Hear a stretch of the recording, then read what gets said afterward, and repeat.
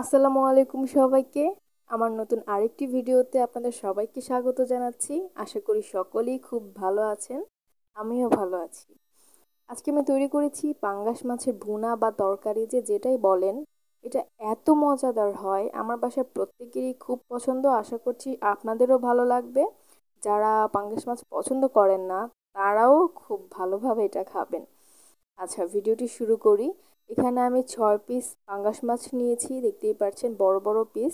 এগুলোকে আমি লবণ, হচ্ছে হলুদের গুঁড়া, মরিচের গুঁড়া, ধনিয়ার গুঁড়া আর জিরা গুঁড়া দিয়ে খুব ভালোভাবে ম্যারিনেট করে রেখে দেব। ম্যারিনেট করে রাখলে ভিতরে সবগুলো মশলা খুব ভালোভাবে ঢুকে যায়। একটা কড়াইতে তেল গরম করে সেখানে লবণ দিয়ে আমি আলু দিয়ে দিয়েছি অনেকগুলো, সেগুলোকে ভেজে নেব। তেলের সাথে ভেজে নিচ্ছি আলুগুলোকে। একদমই ভেজে নেব না, এখানে একটু আমি হলুদের গুঁড়া অ্যাড করেছি যাতে কালারটা খুবই ভালো আসে। এটা আমি 50% সেদ্ধ করে নেব, একদম 100% সেদ্ধ করব না। এই যে যখন এরকম উপরে ভাজা ভাজা একটা দাগ এসে যাবে, তখন আপনারা এটাকে নামিয়ে নেবেন। সেই সেম তেলে আমি মাছগুলোকেও ভেজে নিচ্ছি খুব ভালোভাবে। মাছটাকে আমি একদম কড়াও ভাজিনি, আবার একদম একটুও ভাজিনি। 50%-এর মতোই আর কি, সরি 70%-এর মতো আমি ভেজে নিয়েছি। এখন মাছগুলোকে তুলে নিচ্ছি। সেই সেম তেলেই আমি পেঁয়াজ দিয়ে দিচ্ছি 2 কাপের মতো, সরি 1 কাপের মতো। পেঁয়াজগুলোকে খুব ভালোভাবে ভেজে নেব, একদম বেরেস্তা করে ফেলবো না। আমি এখানে 2টা তেজপাতা, 2টা শুকনা মরিচ, 2টা দারচিনির টুকরা অ্যাড করে দেব। সবগুলোকে খুব ভালোভাবে মিশিয়ে নেব। যে যখন পেঁয়াজগুলো এইরকমটা হয়ে যাবে, একদম বেরেস্তা কিন্তু করিনি, দেখতেই পাচ্ছেন একদম ভাজা ভাজা করে ফেলেছি, তখন আমি মশলাটা কষানোর জন্য পানি দিয়ে দিব। এখন পরিমাণ মতো লবণ দিয়ে দিচ্ছি। লবণটা একটু পরিমাণের চেয়ে কম দিবেন, কারণ একই তেলে কিন্তু আমরা আলু আর মাছটা ভেজেছি। তারপরে যে রেগুলার গুঁড়া মশলা সেগুলো দিয়ে দিলাম, মরিচ বাটা, আদা বাটা, রসুন বাটা সব 1 চা চামচ করে দিয়েছি।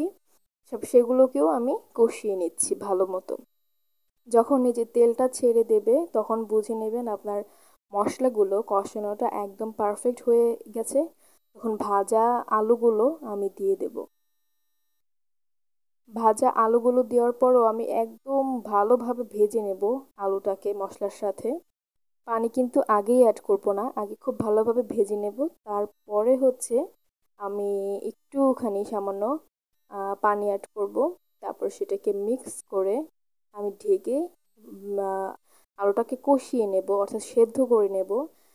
এই যে একটা পর্যায়ে তেলটা যখন ছেড়ে দেবে, তখন বুঝে নেবেন আলুটা 100% সেদ্ধ হয়ে গেছে। 100% না হলেও 90% হয়ে গেছে। এখন আমি নাড়াচাড়া করে একদম ঝোলের পরিমাণ মতো পানি অ্যাড করছি। এরপরে কিন্তু আমি আর কোনো পানি দেব না। কাঁচামরিচ দিয়ে ঢেকে ঢেকে রেখেছি বলক ওঠার জন্য।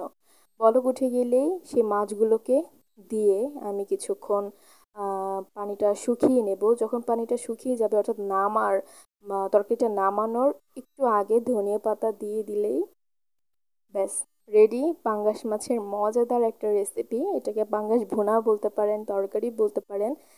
তবে এইটা খেলে আমার বিশ্বাস ইনশাল্লাহ যারা পাঙ্গাস মাছ পছন্দ করেন না, তাদেরও খুব ভালো লাগবে। এটা অনেক মজা। একবার বাসায় ট্রাই করে দেখবেন পাঙ্গাস মাছটা কেমন লাগলো, তা আমার এই কমেন্টে জানিয়ে দিবেন। আর ভিডিওটি ভালো লাগলে আশা করছি চ্যানেলটিকে সাবস্ক্রাইব করে দিবেন এবং অন্যকেও দেখার সুযোগ করে দিবেন। আল্লাহ হাফিজ, আসসালামু আলাইকুম।